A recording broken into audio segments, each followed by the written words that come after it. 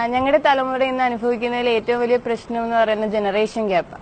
അതായത് ഇപ്പോൾ നമ്മൾ ഈ മോഡേൺ ടെക്നോളജിയുടെ കാലമാണ്. മൊബൈല്, സോഷ്യൽ മീഡിയാസ്, കമ്പ്യൂട്ടർ ഇതൊന്നും ഇല്ലാതെ നമ്മളെ കൊണ്ട് ജീവിക്കാൻ പറ്റുന്നില്ല. അപ്പൊ എന്റെ അമ്മയും അച്ഛനും എപ്പോഴും എന്നോട് പറയാറുണ്ട്, എന്തിനാ എപ്പോഴും ഇത് യൂസ് ചെയ്തുകൊണ്ട് എപ്പോഴും കുത്തിക്കൊണ്ടിരിക്കുന്നത്. അപ്പൊ എന്റെ ഡൗട്ട് ഇതാണ്, ഞങ്ങൾ ആധുനികതയോടൊപ്പം സഞ്ചരിക്കുന്നതിൽ വല്ല പ്രോബ്ലം ഉണ്ടോ എന്നാണ്.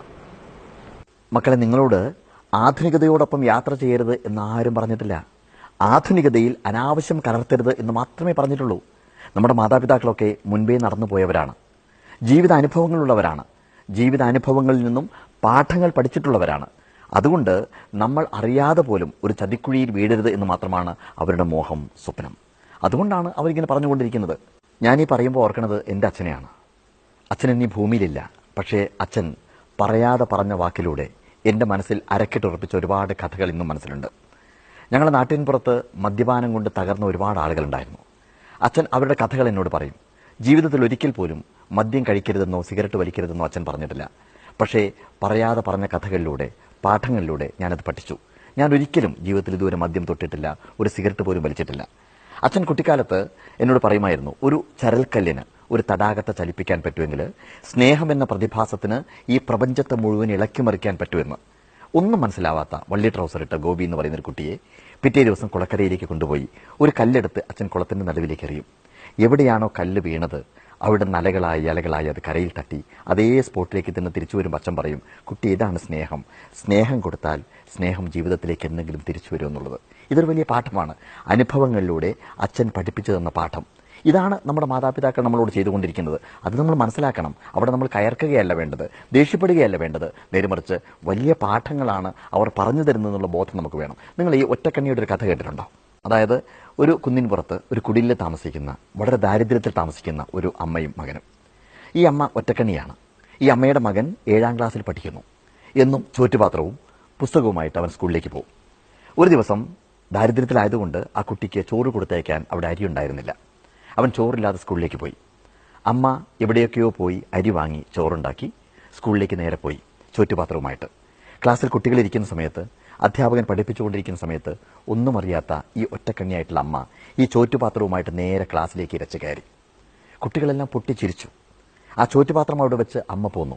പക്ഷെ ആ കുട്ടികൾ കണ്ടു ആ അമ്മയ്ക്ക് ഒരു കണ്ണേ ഉള്ളൂ എന്നുള്ളത്. അതുകൊണ്ട് തന്നെ ആ കുട്ടിയെ മറ്റു കുട്ടികളെല്ലാം ഒറ്റക്കണ്ണിയുടെ മകൻ എന്ന് പറഞ്ഞ് കളിയാക്കാൻ തുടങ്ങി. ഇത് അവന് വലിയൊരു കുറച്ചിലായി.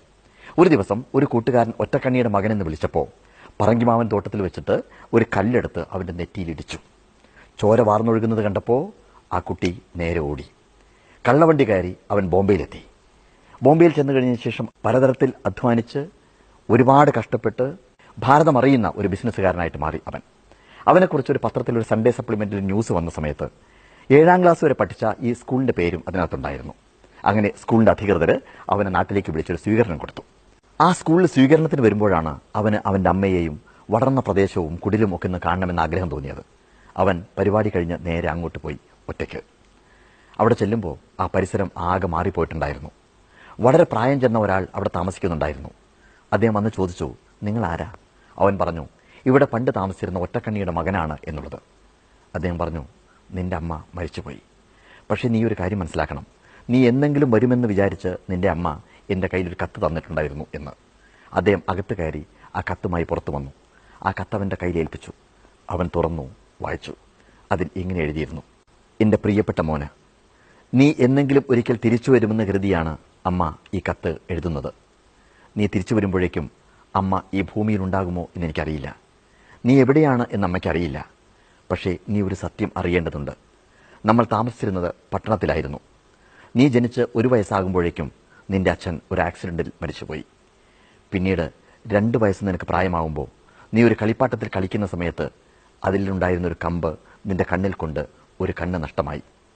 ഡോക്ടർ പറഞ്ഞു, എൻ്റെ കണ്ണ് നിനക്ക് നൽകാമെന്ന്. അങ്ങനെ ഒരു സർജറിക്ക് വേണ്ടി നമ്മുടെ വീടും പറമ്പും എല്ലാം വിറ്റു. നമ്മൾ അവിടുന്ന് ഇങ്ങോട്ട് പോന്നു. ഞാൻ ഒറ്റക്കണ്ണിയായി മാറിയത് എങ്ങനെയാണെന്ന് ആരോടും ഞാൻ പറഞ്ഞില്ല. പക്ഷെ നീ വളർന്നപ്പോൾ എൻ്റെ ഒറ്റക്കണ്ണ് നിനക്ക് ഒരു അപമാനമായി. നീ നാട് വിട്ടു. പക്ഷേ മോനെ, ഇന്ന് ഞാൻ ആശ്വസിക്കുന്നു. കാരണം നീ കണ്ണാടിയിൽ നോക്കുമ്പോഴെങ്കിലും എൻ്റെ കണ്ണിലൂടെ അമ്മയ്ക്ക് നിന്റെ മുഖം കാണാമല്ലോ എന്ന്. നിന്റെ സ്വന്തം അമ്മ. ഇതാണ് കഥ. ഞാൻ പറഞ്ഞു വരുന്നത് ഇതാണ്, നമ്മുടെ മാതാപിതാക്കൾ നമ്മൾ അറിയാതെ പോലും ഒരു ചതിക്കുഴിയിൽ ചെന്ന് വീഴരുത് എന്നുള്ള ബോധത്തോടു കൂടിയാണ് നമ്മളോട് ഇത്തരം കാര്യങ്ങൾ പറയുന്നത്, നമ്മളെ പലപ്പോഴും വിലക്കുന്നത്. അതുകൊണ്ട് അനുഭവങ്ങളിലുള്ളവരാണ് അവർ എന്നുള്ള ബോധം നമുക്കുണ്ടാവണം.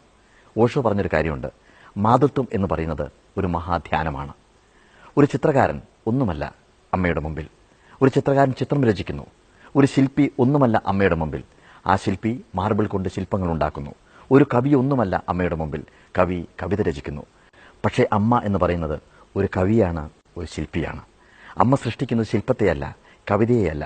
നേരെമറിച്ച് അമ്മ സൃഷ്ടിക്കുന്നത് ഒരു അവബോധത്തെയാണ്, ഒരു ജീവിതത്തെയാണ് സൃഷ്ടിക്കുന്നത്. ആ ബോധം നമുക്കും ഉണ്ടാവണം.